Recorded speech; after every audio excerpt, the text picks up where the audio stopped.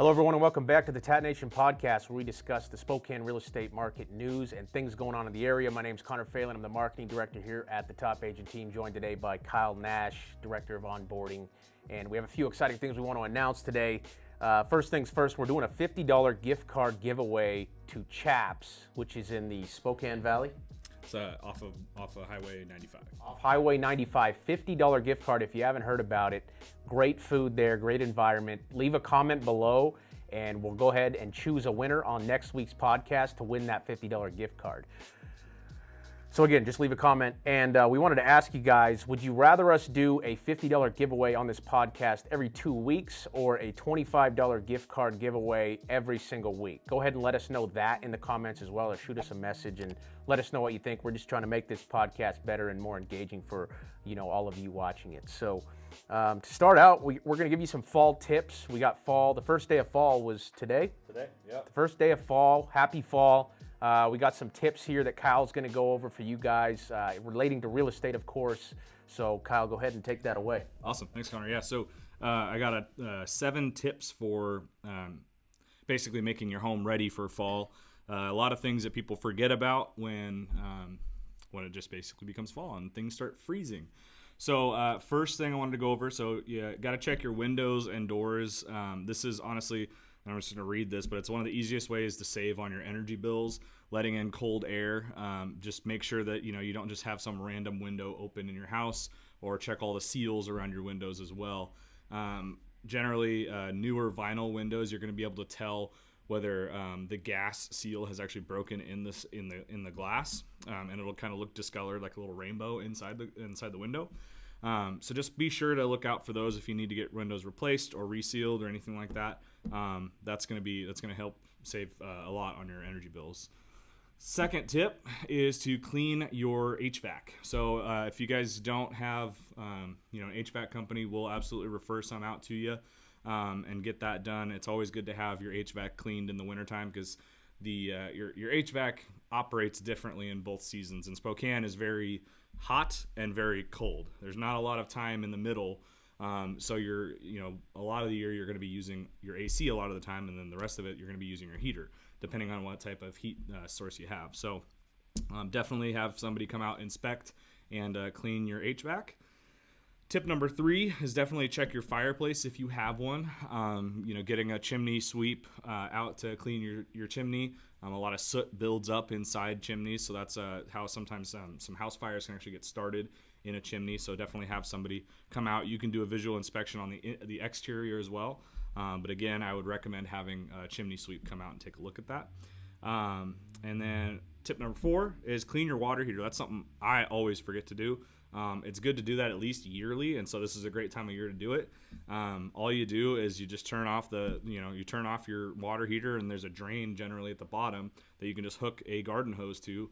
Take the garden hose outside all of your out from your garage or wherever your water heater is located, and have it go outside. Drain your water heater. Spokane is kind of known for having some extra sediment buildup.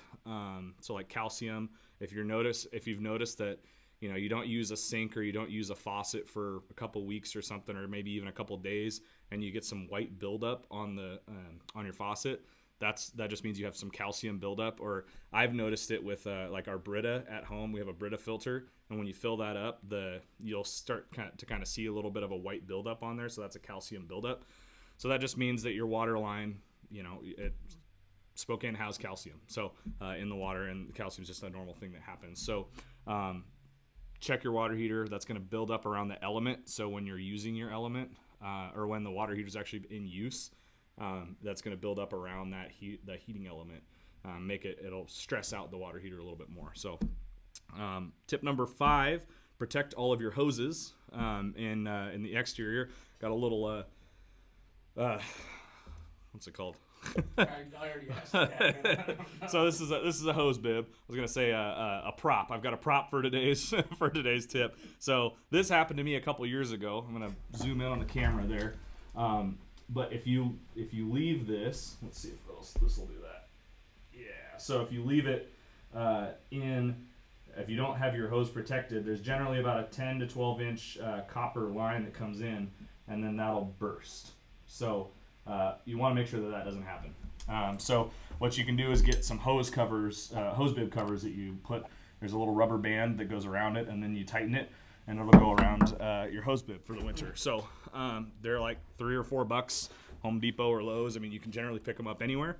I like to actually give those out to past clients, so I like to kind of go to their house and just say, hey, here you go. Here's a hose bib. Don't forget to not have this happen. So tip number 6 is check your roof. So when prepping and maintaining your home, it's always good to look from the foundation up. So you definitely want to check for foundation cracks if you got any leaks or anything like that.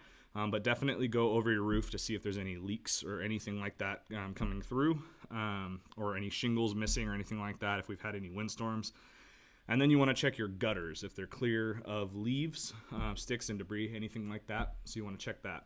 And lastly, tip number 7 is cleaning out your garage.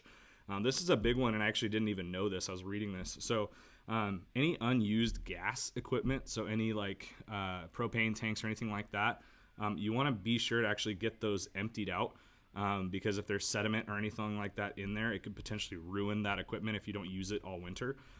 So fall is definitely a good time to take care of that and empty out your gas tanks. So those are 7 tips. Again, I'll put a link to the article that I was reading, and I'll throw that out here for you guys to take a look at it and read for yourself. And again, we'll also put some links to companies that we would trust and recommend to come out and take a look at your HVAC, your fireplace, all that good stuff. So love to help you guys out. So yeah, that's what I got for our 7 tips. Right on. Some good tips there. Yep. Next, we got the numbers for last week. So what happened in the market last week, Kyle? Yeah, so we slowed down quite a bit, actually. Again, pending and closed, those are going up because a lot of the houses are kind of getting snatched up again. I am seeing stuff stay on the market a little bit longer. So just to, again, review those numbers. So last week we had 2,090 active listings, and then this week we're at a net loss of 28. So we're at 2,062 active listings. So again, what that means is, last week we had a decent amount and we lowered the amount. So again, you kind of just see that the market's starting to kind of just come down a little bit, slow down during the winter time and the fall time. And generally that happens. So especially in Spokane, but like I said, there's still people looking to sell, and definitely this time of year, if people are looking to sell, they're generally needing to get it sold. They're not just taking advantage of a hot market.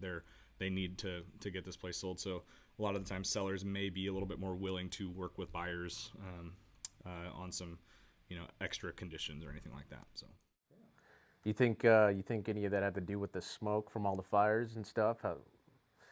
Yeah, I do. I think that affected quite a bit of people not wanting to get out and do showings. I actually know that Spokane Association of Realtors, they closed down that whole week. I kind of actually found it funny that some schools were closing down for they were canceling online learning because of smoke. I was like, what? So you're encouraging people to stay home, and that's where they're doing their online learning, right? So anyway, I was a little confused on that. So It's 2020. Nothing makes sense. 2020. That's talk about that a little bit. So this week we actually we had another podcast that I wanted to send out. Simon Sinek and Andy Grammer.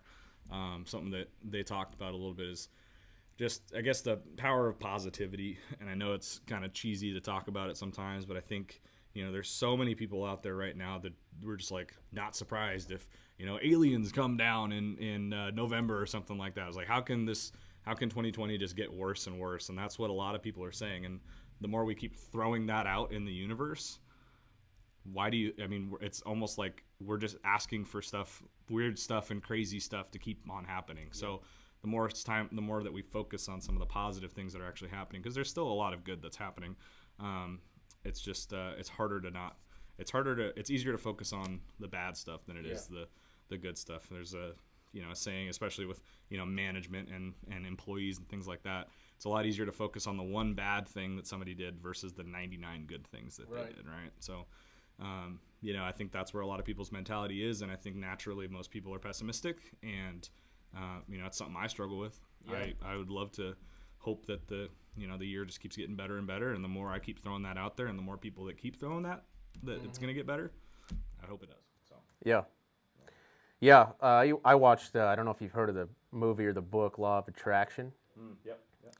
Watched that when I was about 18 years old, and it changed my life at the time, especially. And it is hard to stay positive in today's world. I mean, you got the news and social media and all this stuff, and it's just easier to focus on those things when that's a lot of what you're seeing. I mean, I can't even open up Facebook half the time just because it's a bunch of people ranting about all this negative stuff. But a quote out of that book is, energy goes where attention flows. Yeah. So wherever you're putting your attention, that's where energy is going to go, and you're going to attract those things back, whether you believe it or not. Yeah. It's, I mean, a great concept to live by, and a positive mind may not get you to where you want to be, but it'll get you a lot further than where a negative mind is. And I know depression and all that stuff is a huge thing in society today, and I'm a believer, but there are things you can do.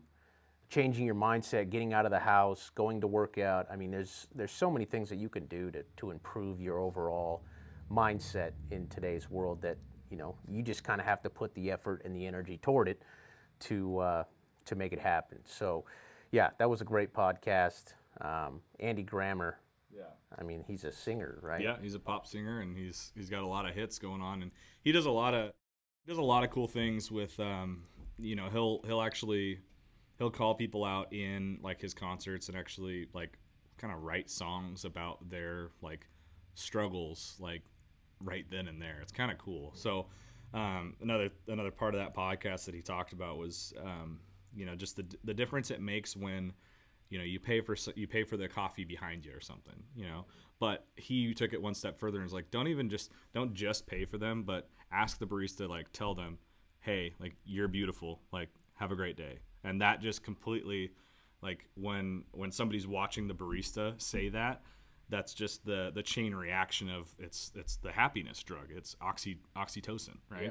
So, the difference of, okay, yeah, the guy behind him or the guy in front of you paid for you, awesome. But the guy in front of you paid for you and told me to tell you you're beautiful, and then that's gonna catch the ear of everyone else in just even behind the bar.